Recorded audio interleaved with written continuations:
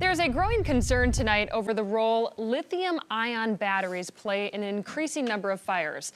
The latest, a North Carolina man who suffered serious burns when his e-cigarette exploded in his pocket. He is now taking the chemical plant that makes those batteries to court. Chief Legal Analyst Kali Frodes joins us now to dive deeper into this case. And we talked a little bit about that with Morgan just previewing that right now, but what kind of brought us to this point, and what are they alleging that we do now? That there's a defective product that's out there that should have a warning at some point. This individual was sitting at home trying to make food, and the battery was in his pocket, caught on fire, tried to put it out, realized that it was an actual real fire, second and third degree burns. He was a blue-collar worker, missed 8+ months of work, not being able to go back to work at all, 13 days in the hospital. And so they allege he's suffered some significant life-altering type of injuries. And so they want damages that will recoup that for sure.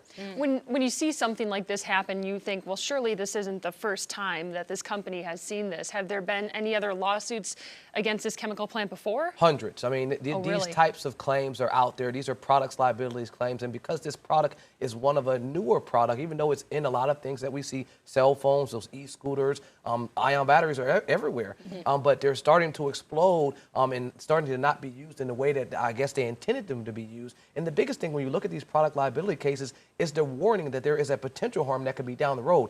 That we understand that there's inherent risk with anything that we use.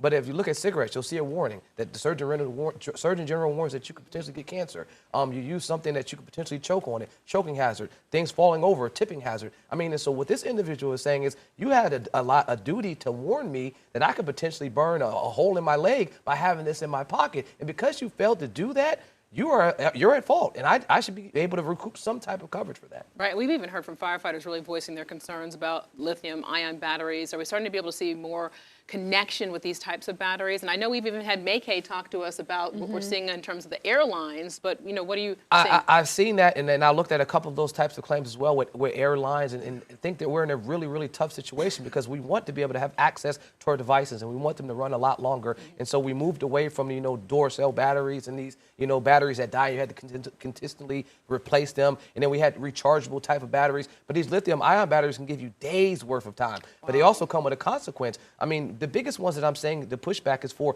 not properly maintaining them and keeping them in the right location. That's where you saw the large fire that happened in New York a few months ago with the scooters. They were not being properly stored, overheated, the whole building blew up, and darn near whole block blew up. And so firefighters are saying that we have to make sure that we're notifying and informing the public on how you can properly store these devices. But in the interim, right now, companies are going to find themselves at lawsuits after lawsuit if they can't find a way to properly notify folks before incidents like this happen. You know, Khalif, I think you made a good point, because when I went to get certified for my drone license, that is something that they have people really pay attention to, is how specifically to store these batteries.